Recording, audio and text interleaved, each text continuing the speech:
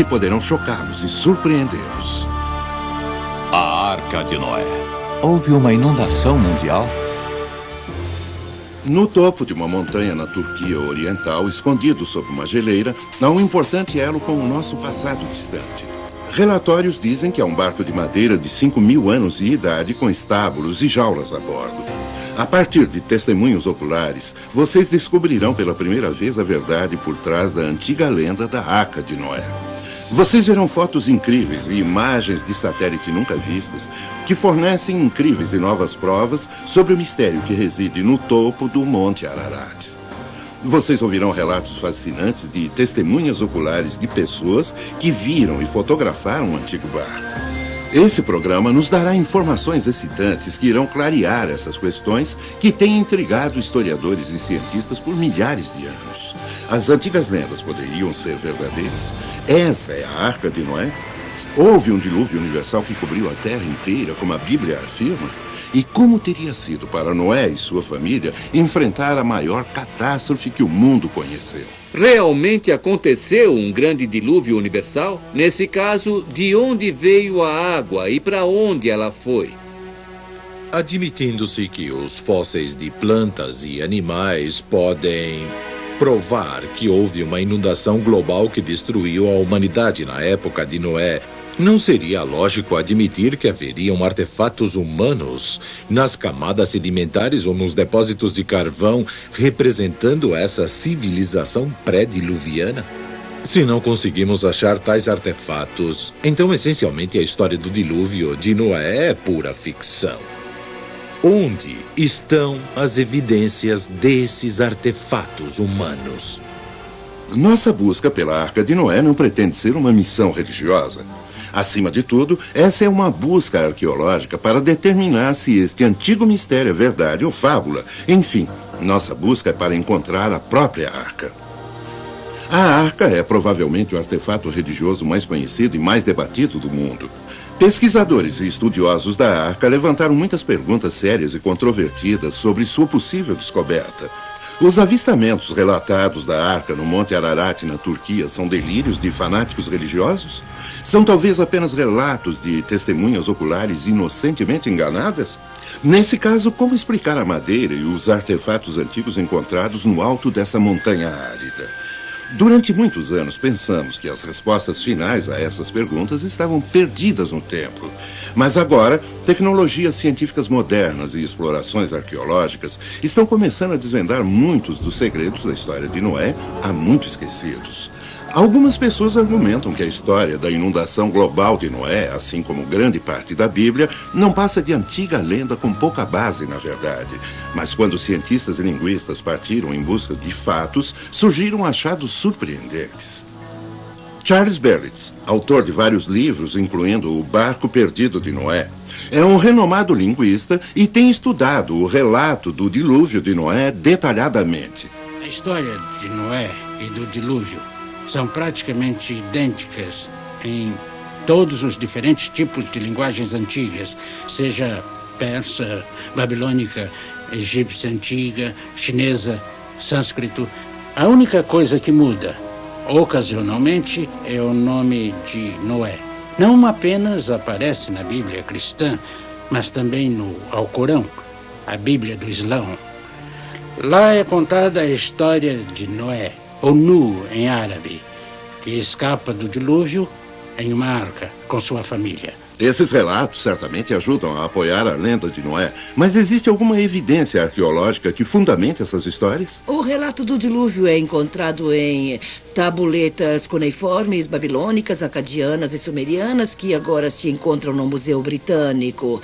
Elas datam aproximadamente 700 anos antes de Cristo, mas existem relatos mais antigos do dilúvio encontrados em caracteres individuais chineses. Esses caracteres chineses datam de muito tempo. Encontramos as formas mais antigas de caracteres chineses em vasos de bronze. São vasos cerimoniais e a escrita se encontra dentro dos vasos. E a escrita leva o nome de escrita de bronze. Esses vasos de bronze datam da época da dinastia Shang, cerca de 1700 antes de Cristo, apenas 600 anos depois do dilúvio. Um estudo das tradições universais e dilúvios revela que há mais de 200 relatos. Também descobriu-se que essas tradições são universais em sua distribuição e têm muitos elementos em comum. Encontramos evidências históricas tanto de Noé quanto do dilúvio. 272 menções, para ser exato, em todas as civilizações e culturas do mundo, incluindo as culturas astecas e incas que os espanhóis encontraram no Novo Mundo. Apesar de todos os antigos relatos reportados, a maioria das pessoas pelo mundo achava que a história da Arca era apenas uma velha lenda. Parte do problema era que havia apenas um relato escrito amplamente conhecido sobre a Arca de Noé, a Bíblia Sagrada. A credibilidade da história de Noé foi fortalecida a partir de uma fonte improvável, de uma maneira totalmente acidental, por esse homem. Em meados de 1800, George Smith, um gravador profissional, costumava passar suas horas de almoço no Museu Britânico. Eu não era um arqueólogo formado, mas tinha uma enorme fascinação por coisas de natureza histórica.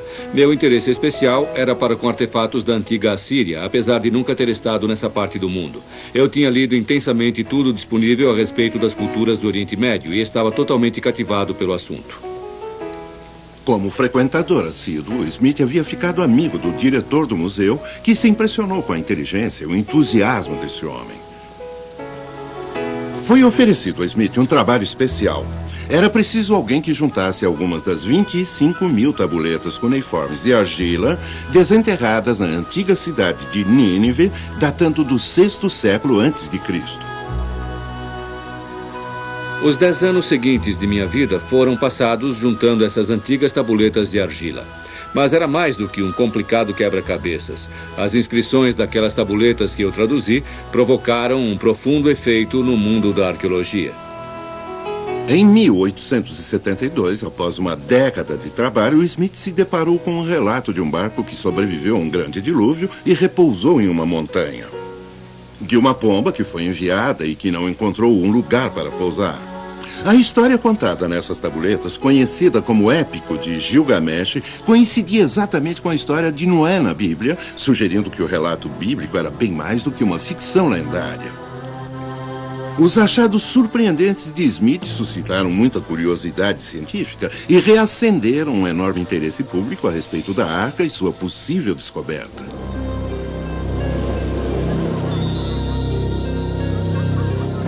De acordo com a Bíblia, ninguém acreditou em Noé e seu aviso de um grande dilúvio. Então, quando tudo começou, os espectadores que estavam ocupados ridicularizando Noé e sua família não se preocuparam quando a chuva começou a cair. O aguaceiro foi muito além do que podiam ter imaginado.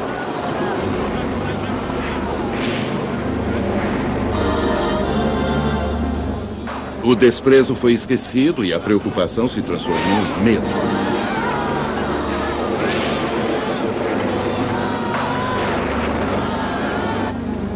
Mesmo entre os 8 a bordo, a incerteza crescia.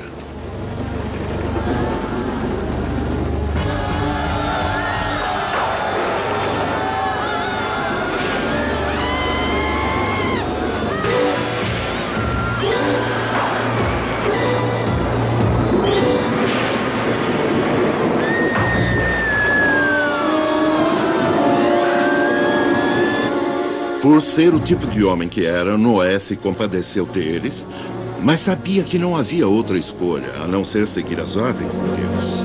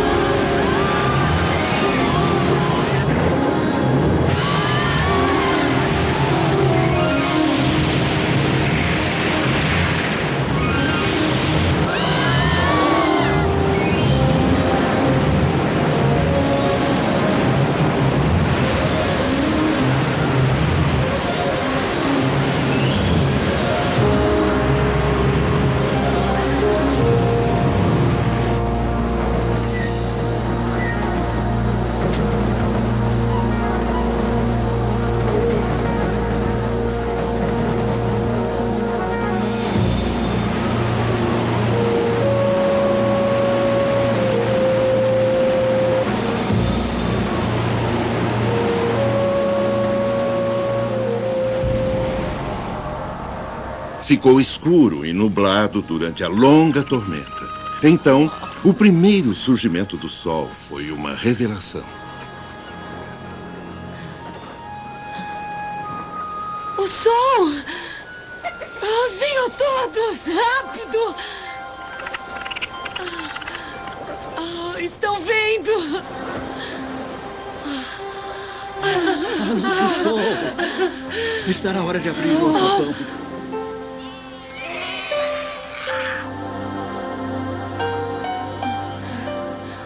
Finalmente.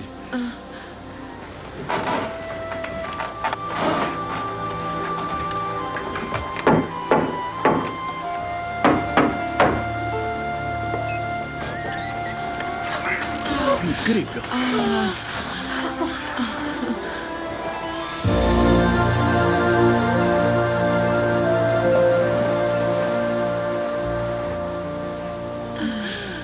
Então, podemos sair logo da arca? Não, ainda não. O senhor revelará os seus planos quando chegar a hora. De fato, eles continuariam a flutuar na arca por mais 7 meses. Havia apenas 8 passageiros humanos a bordo da arca, mas havia milhares de animais para serem alimentados e cuidados durante os muitos meses no mar. Parece uma tarefa quase impossível. Poderia ter sido feito? Dentro da arca, é de se esperar que fosse muito escuro, principalmente por causa da tempestade. Sob tais condições, os animais da arca provavelmente comeriam menos, dormiriam mais e, em muitos casos, seria de se esperar que hibernassem. Combine essa quietude com falta de alimentação, sono, escuridão. Tudo isso se juntaria de modo que a família de Noé seria mais do que adequada para cuidar dos animais até por 1 ano.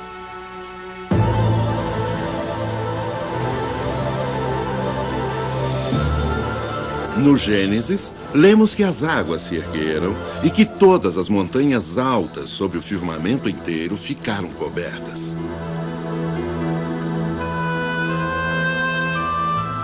As inundações são um fenômeno natural da natureza. Poucas partes do mundo estão livres de seus efeitos devastadores, mas o relato bíblico do dilúvio de Noé fala a respeito de um grande desastre universal, um dilúvio global requerendo bilhões e bilhões de metros cúbicos de água. Podemos achar alguma prova de que realmente aconteceu?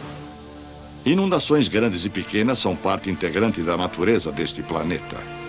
Existem muitas indicações de inundações na antiguidade, mas pessoalmente questiono uma única e poderosa inundação cobrindo a Terra inteira com água durante 150 dias. Existem muitas evidências de uma catastrófica inundação universal. A maioria dessas evidências está nos registros fósseis. Fósseis de animais e peixes no mundo todo foram encontrados enterrados em posições de natação, repentina e catastroficamente preservados em um dado momento.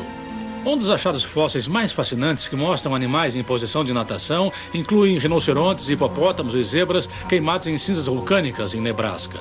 E na Escócia, toneladas de peixes foram encontradas em posição de terror, barbatanas esticadas e olhos protuberantes. Um outro cemitério de fósseis em Geiselstadt, Alemanha, mostra uma mistura de plantas e insetos de todas as zonas climáticas. Quando esses tipos de fósseis são encontrados juntos, costuma indicar uma inundação global e enterro rápido. Em uma inundação global que destruiu toda a humanidade, certamente se esperaria encontrar alguns artefatos da civilização anterior ao dilúvio de Noé. Então, o que o registro fóssil mostra? Artefatos humanos pré-diluvianos foram encontrados? A resposta parece ser sim. Esse pote de ferro, agora exposto no Museu de Arkansas, foi encontrado incrustado em um pedaço de carvão na fábrica de energia elétrica municipal de Oklahoma em 1912. Achei esse sino num pedaço de carvão quando jovem e alimentava uma fornalha na Virgínia do Oeste. E deixei cair um pedaço grande de carvão e quando se quebrou, havia algo saindo dele. Nos meses seguintes, eu extraí esse sino. O sino mede aproximadamente 18 centímetros. Tem um deus pagão em cima e um badalo de ferro. E o sino funciona muito bem. Com o tempo, eu descobri que é feito de latão e bronze. mas arsênico, sódio e antimônio que não são encontrados em ligas que temos nos Estados Unidos hoje.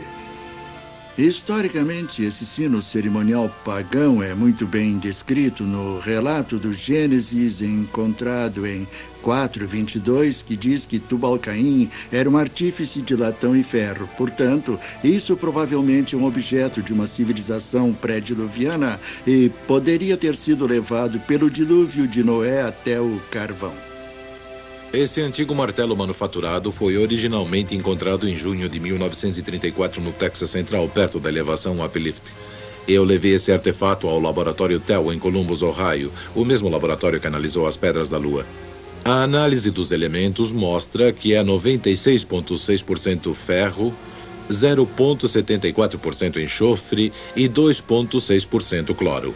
Os físicos nos dizem que, sob as condições atmosféricas de hoje, não se pode combinar cloro com ferro metálico e, no entanto, aí está. Pesquisas indicam que a atmosfera pré-diluviana é a única explicação plausível para o forjamento dessa liga metálica. Devido às condições pré-diluvianas da época de Noé, esse martelo foi forjado na geração de Tubal-Caim e Noé e depositado no dilúvio universal da época de Noé. E quanto ao próprio Monte Ararat, onde a Bíblia afirma que a arca pousou? Se ele tivesse sido submerso, como a Bíblia diz que todas as montanhas foram, podemos ver alguma evidência de que isso realmente aconteceu? Notei duas coisas em particular no Monte Ararat, de um ponto de vista geológico, que indica que essa montanha vulcânica de 5.200 metros esteve embaixo d'água. Primeiro é a ocorrência em cima do Monte Ararat chamada de almofada de lava. A almofada de lava é uma formação particular que ocorre quando a lava fundida emerge da terra abaixo d'água. Isso indica que a montanha esteve embaixo d'água. Em segundo lugar, encontramos cristais de sal no Monte Ararat que só poderiam ter se formado embaixo d'água. Esses cristais de sal, encontrados na elevação de 4.300 metros, indicam que pelo menos até a linha de gelo e neve permanentes, essa montanha esteve embaixo d'água. Então, as evidências se somam, indicando que provavelmente houve de fato uma inundação universal. Parece cada vez mais que os eventos em torno da história bíblica de Noé pode de fato ser verdadeira. O devastador dilúvio universal de Noé, juntamente com os legendários 40 dias e 40 noites de chuva, é uma das histórias mais duradouras e dramáticas da Bíblia. Mas, ao aceitar essa história do dilúvio como verdadeira, nos deparamos com algumas perguntas muito difíceis. De onde veio toda aquela água? Como ela subiu e cobriu toda a massa de terra? E depois do dilúvio, para onde ela foi? Lembrem-se, não estamos falando aqui de uma pequena quantidade de água. A Bíblia diz que ela era suficiente para atingir 6 metros acima do pico da montanha mais alta. O primeiro capítulo do Gênesis descreve especificamente um firmamento ou atmosfera que Deus criou ao redor da Terra. Ao descrever as águas acima do firmamento, a Escritura sugere que nos momentos antes do dilúvio havia uma cobertura de vapor de água em volta da Terra. Algo como espessas nuvens de chuva que ajudavam a moderar a Terra e a proteger o seu clima. A ideia de uma camada de vapor de água ou cobertura envolvendo a Terra parece um tanto estranho, mas, de fato, coberturas são bem comuns entre os planetas de nosso sistema solar. Vênus, Júpiter e Saturno, todos têm uma cobertura de nuvens e envelopes gasosos espessos os envolvendo. Se a Terra tinha tal cobertura, quanta chuva ela poderia ter produzido? A cobertura de vapor teria precipitado no máximo 12 metros de água diretamente. Mais ainda, a água liberada por erupções vulcânicas durante o dilúvio teria mantido uma chuva pesada caindo durante 40 dias e noites, ficando mais leve à medida em que começou a existir nosso atual regime de tempo. Nossos especialistas indicaram que o grande dilúvio começou e a água veio de 3 lugares. Fontes subterrâneas jorrando, chuva vindo da cobertura acima e água dos oceanos existentes se derramando sobre a Terra. Mas o que teria provocado essa série de incríveis eventos? Uma teoria proeminente sugere que procuramos a resposta além do céu. Ao observar as luas e planetas de nosso sistema solar, fica claro que muitos deles passaram por períodos de bombardeamentos pesados de meteoros. Mesmo na Terra, com seu alto grau de erosão, foram descobertos mais de 100 antigos locais de impacto. É certamente plausível que um desses resultou em uma série de cataclismos que levaram ao grande dilúvio. Como causa específica da inundação e dos violentos abalos terrestres, a teoria do meteoro é das mais plausíveis. Para explorar ainda mais o assunto, procuramos o diretor aposentado de um dos principais laboratórios de pesquisa e desenvolvimento do Departamento de Defesa, o Dr. Walter Brown. Podemos ver em nosso planeta 17 aspectos muito estranhos que podem agora ser sistematicamente explicados como sendo o resultado do cataclismo de um dilúvio global, cujas águas irromperam de câmaras subterrâneas com uma liberação de energia excedendo a explosão de 10 bilhões de bombas de hidrogênio. Essa explanação nos mostra quão rapidamente as maiores montanhas se formaram. Ela explica os depósitos de carvão e óleo e a rápida deriva dos continentes. No piso do oceano existem enormes valas e centenas de fendas e vulcões. Isso explica a formação de camadas e da maioria dos fósseis dos mamutes congelados, a assim chamada era glacial e os maiores cânions, especialmente o Grand Canyon. A Terra pré-diluviana provavelmente tinha apenas um enorme supercontinente coberto com viçosa vegetação. Havia mares e rios principais. As montanhas eram menores que as de hoje, mas talvez com 2.700 metros de altura. De acordo com a teoria da hidroplaca, a Terra pré-diluviana possuía muita água subterrânea, cerca de metade do que tem agora em nossos oceanos. Essa água era contida em câmaras interconectadas, formando uma placa delgada esférica com cerca de 800 metros de espessura, talvez a 16 quilômetros abaixo da superfície da Terra. A crescente pressão da água subterrânea esticou a crosta, como um balão se estica quando a pressão de dentro aumenta. Falhas na crosta começaram com uma rachadura microscópica, que cresceu em ambas as direções a uns 5 quilômetros por segundo.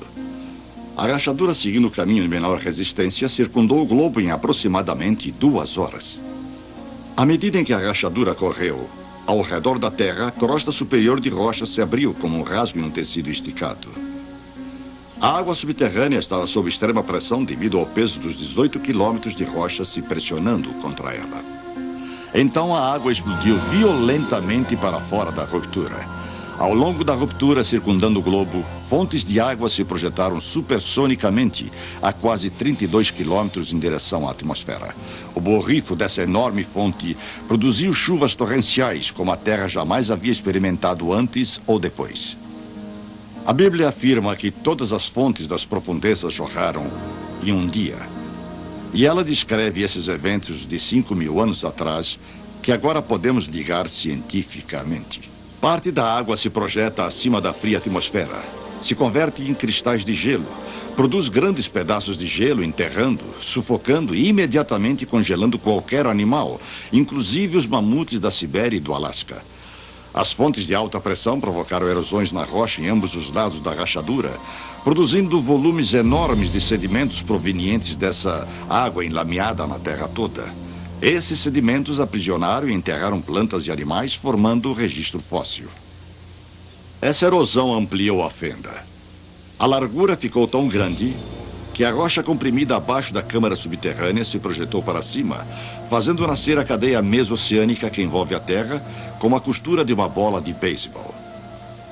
As placas continentais, as hidroplacas, ainda com água abaixo delas, deslizaram morro abaixo, se afastando da ascendente cadeia atlântica. Depois das placas continentais, em lenta aceleração, terem alcançado a velocidade de 72 km por hora, encontraram resistências, se comprimiram e enrugaram. A porção de hidroplaca que enrugou para baixo formou as fossas oceânicas e as que enrugaram para cima formaram as montanhas. É por isso que as maiores cadeias de montanhas são paralelas às cadeias oceânicas, das quais deslizaram. As hidroplacas, ao deslizarem das cadeias oceânicas, abriram bacias oceânicas muito profundas, para dentro das quais as águas do dilúvio se retraíram. Nos continentes, cada depressão ou bacia ficou com água até a borda, produzindo lagos pós-diluvianos. A demonstração da maciça catástrofe mundial da antiguidade que acabaram de testemunhar apoia a história bíblica do dilúvio em todos os detalhes.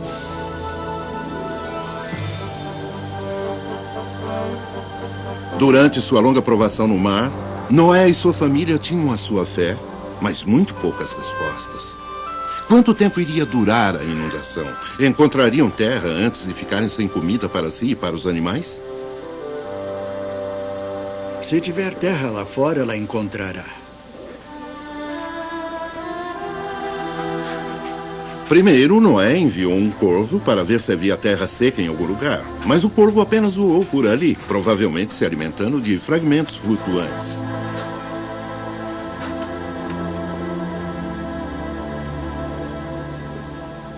Então Noé enviou uma pomba da arca para buscar terra seca que pudesse ter aflorado acima da superfície da água. Mas a pomba voltou, não tendo encontrado um lugar de repouso. Mais tarde, a pomba foi enviada novamente. Dessa vez, ela voltou segurando um ramo de oliva em seu bico, indicando que a água do dilúvio tinha baixado.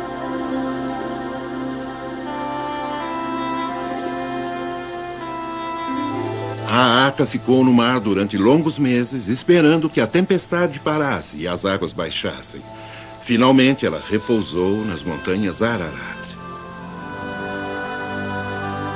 Agora, 8 meses após o dilúvio começar, outros picos de montanhas descobertos começaram a ficar visíveis. Noé e sua família seguiram as ordens de Deus e continuaram a bordo da arca para sua segurança e a dos animais. Era seu único lar e abrigo. Foi no 10º mês que Noé subiu na parte mais alta da arca. Lá ele abriu o alçapão que permitiu que alcançasse o telhado do grande barco. Ele subiu no teto para poder ver em todas as direções de onde a arca tinha pousado. A paisagem deserta ainda mostrava a fúria da inundação devastadora.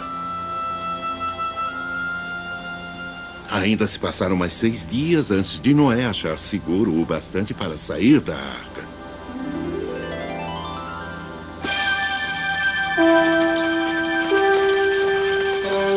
Ao todo, Noé e sua família ficaram a bordo da arca durante 365 dias.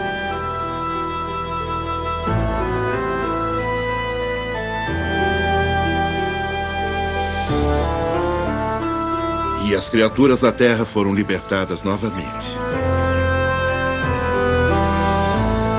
A confiança de Noé no comando de Deus foi um enorme ato de fé, mas foi uma fé bem recompensada.